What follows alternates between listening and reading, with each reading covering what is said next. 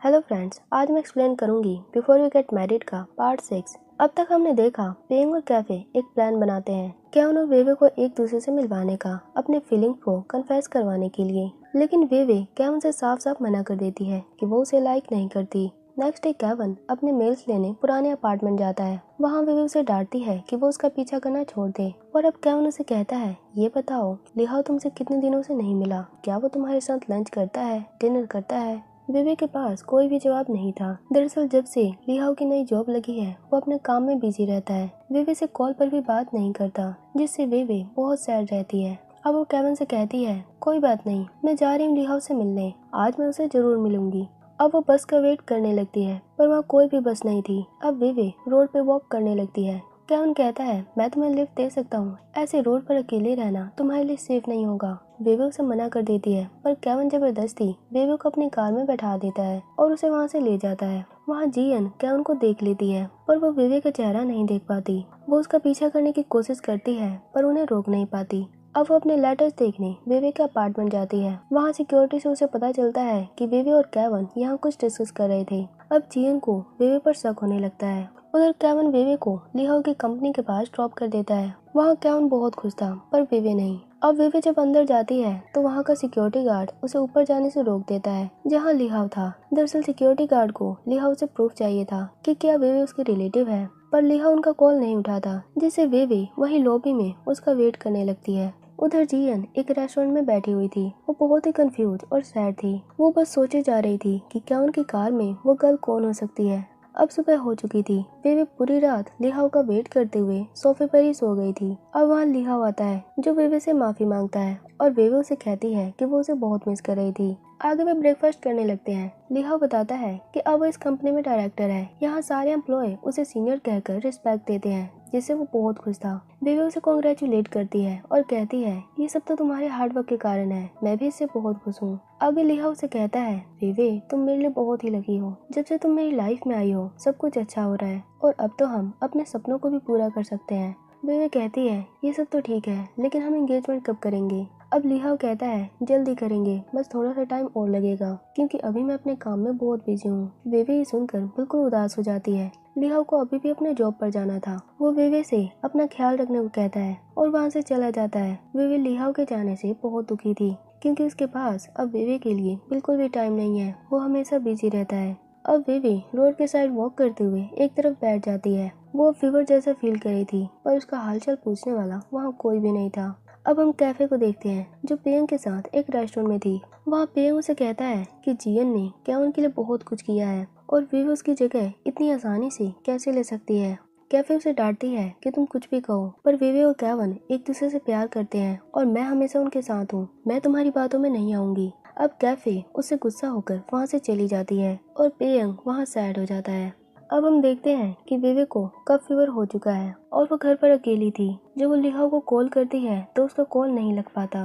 तभी केवन उसे कॉल करता है। वेवे के बोलने के स्टाइल से उसे पता चल जाता है कि वो बीमार है। वो अब उसे देखने के लिए वहाँ आने लगता है। वेवे से परेशान हो जाती है और वो धीरे धीरे किसी तरह अपना ड्रेसअप करती है। आगे केवन जब वहाँ आता है तो वेवे उसे आने से रोकने लगती है, पर केवन उसे समझाता है कि उसे अभी डॉक्टर के पास चलना ही होगा। अब वो वेवे को कैरी करके वहाँ से ले जाता है। वहाँ डॉक्टर उसे कई मेडिसिन लिखते हैं। हॉस्पिटल के बेड फुल होने के कारण वो उसे एडमिट नहीं कर पाते, पर केवन उसे कहता है, जब तक तुम ठीक नहीं हो जाती तुम मेरे घर रुक सकती हो। वेवे मना करने लगती है पर केवन उसे अपने अपार्टमेंट ले आता है और उसे मेडिसिन देता है। वेवे वहाँ बिल्कुल भी खुश नहीं थी, पर केवन कहता है, डोंट वरी, थोड़े टाइम बाद मैं तुम्हें घर ड्रॉप कर दूंगा। अब वो उसे अपने रूम में रेस्ट करने को कहता है, पर जैसा कि वेवे बहुत जिद्दी है वो मना कर देती है। पर केवन भी कम नहीं, वो सोफे पर वेवे को लेटने को कहता है, उसके शूज उतारता है और लेटा देता है। अब वेवे रेस्ट करने लगती है तभी डोरबेल बजती है। केवन देखता है कि जियन उससे मिलने आई है।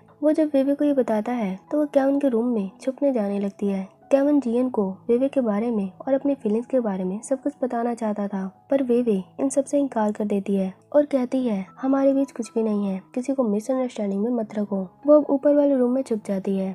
अब केविन डोर ओपन करता है। जियन जब अंदर आती है तो वो वेवे का सैंडल देख लेती है। वो समझ जाती है कि जरूर यहाँ कोई गर्ल है। वो केविन से पूछती है तो वो बता देता है कि हाँ, यहाँ मेरी गर्लफ्रेंड है, मिलना चाहती हो तो मिल सकती हो, पर क्या तुम उसे फेस कर पाओगी? प्लीज जियन, हम ब्रेकअप कर चुके हैं, यहाँ से चली जाओ। जियन कहती है कभी नहीं, मैं तुमसे प्यार करती हूँ, ऐसे ही तुम्हें नहीं छोड़ सकती। तुम ब्रेकअप चाहते हो लेकिन मैं नहीं। जियन वहाँ केविन से बहुत रिक्वेस्ट करती है कि वो 10 सालों का रिलेशनशिप ऐसे नहीं खत्म कर सकता। उसने उसकी इतने सालों तक केयर की, उसके बिजनेस में भी हेल्प की, पर फिर भी वो उसे लाइक नहीं करता। अब हमें पता चलता है कि केविन और जियन एक टाइम बहुत ही अच्छे कपल थे, एक दूसरे से बहुत प्यार करते थे। पर एक बार जियन जब प्रेग्नेंट थी तब उसने केविन से बिना पूछे अबॉर्शन करा लिया था। उस टाइम केविन बेबी चाहता था पर जियन नहीं, और अबॉर्शन के बाद से ही केविन के दिल से जियन के लिए फीलिंग्स खत्म हो गए। उसका दिल टूट गया, वो उसे भूलने लगा, पर फिर भी वो जियन को हमेशा एक फैमिली मेंबर की तरह, एक फ्रेंड की तरह ट्रीट करता है। ऊपर वाले रूम से बेबी भी ये सब सुन रही थी, वो भी बहुत सैड हो गई थी। अब केविन जियन को कहता है अब कोई फायदा नहीं है, तुम यहाँ से चली जाओ, मैं तुम्हें बिल्कुल भी लाइक नहीं करता। जियन उसे बहुत समझाती है पर केविन कुछ भी नहीं सुनता। वहाँ जियन और केविन दोनों ही बहुत हर्ट फील कर रहे थे, दोनों ही बहुत इमोशनल हो चुके थे अपने पास्ट को याद करके। अब जियन वहाँ से चली जाती है। आगे अब बेबी नीचे आती है। केविन कहता है मुझे गलत मत समझना, पहले मैं इतना ब्रेव नहीं था, लेकिन तुम्हारे कारण मुझे हिम्मत मिली ऐसे सिचुएशन से सामना करने की। बेबी कहती है मुझे तुमसे कुछ भी नहीं चाहिए, मैं अब जा रही हूँ। बेबी अब अपने सोच डालने लगती है। अब केविन कहता है बेबी, अगर फ्यूचर में लेहा और तुम्हारे बीच किसी तरह का आर्गुमेंट हो तो मैं हमेशा तुम्हारे साथ हूँ, मैं तुम्हारी हेल्प के लिए हमेशा हाजिर हूँ। अब केविन बेबी को घर ड्रॉप कर देता है। बेबी उसे थैंक्स कहते हुए अंदर चली जाती है, पर वो वहाँ भी केविन के बारे में सोच रही थी।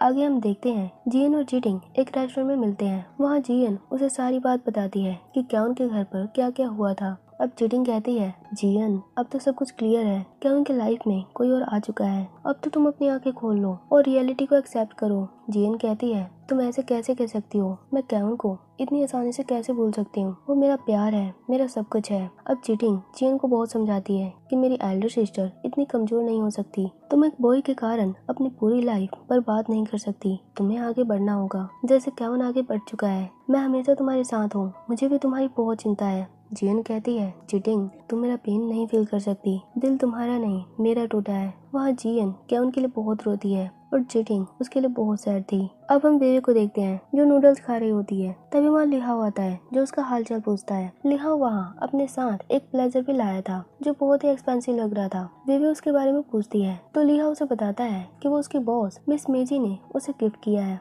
बेबी को उस पर शक होने लगता है। वो उसे मेजी के बारे में कई सवाल करती है कि वो तुम्हें गिफ्ट क्यों दे रही है, उनकी एज क्या है, क्या वो सबको ही ऐसे गिफ्ट देती है। लिहाओ कहता है डोंट वरी, उनकी एज लगभग 40 है और वो प्लेजर तो उन्होंने खुशी में दी है क्योंकि उन्हें मेरा काम बहुत पसंद आया था, और वैसे भी ये ड्रेस तो मुझे खरीदना ही पड़ता। बेबी कहती है 60 प्लस होती तो मैं मान भी जाती, पर वो तो 40 प्लस है और वो भी अनमैरिड, मुझे तो उन पर डाउट हो रहा है। लिहाओ उसे विश्वास दिलाता है कि उनके बीच बॉस और एम्प्लॉय के अलावा कुछ भी नहीं है, उसे चिंता करने की जरूरत नहीं है। अब लिहाओ उसे साथ में मूवी देखने जाने का प्रॉमिस करता है जब उसके पास टाइम होगा। आगे नेक्स्ट डे जब बेबी उठती है तो लिहाओ जा चुका था। उसने उसके लिए एक नोट लिखा था कि बेबी, मैं कंपनी से लेट भी आ सकता हूँ तो टाइम पर ब्रेकफास्ट और मेडिसिन खा लेना। अब बेबी रेडी होकर अपने जॉब पर जाने लगती है। वो भी पूरी तरह ठीक भी नहीं हुई थी, फिर भी काम करने के जोश में वो घर से निकल जाती है, पर वो इतनी कमजोर हो गई थी कि उसे चक्कर आने लगे थे और बस से उतरते वक्त वो नीचे गिर जाती है। वो अपने आप को हैंडल भी नहीं कर पाती। वो कहती है ये सब मेरे साथ ही क्यों होता है, कुछ न कुछ परेशानी आ ही जाती है। अब वो दर्द में कराते हुए कंपनी जाने लगती है। अब आगे क्या होगा नेक्स्ट पार्ट में देखेंगे। वीडियो कैसी लगी कमेंट में जरूर बताना, और वीडियो अच्छी लगी हो तो चैनल को लाइक एंड सब्सक्राइब जरूर करें।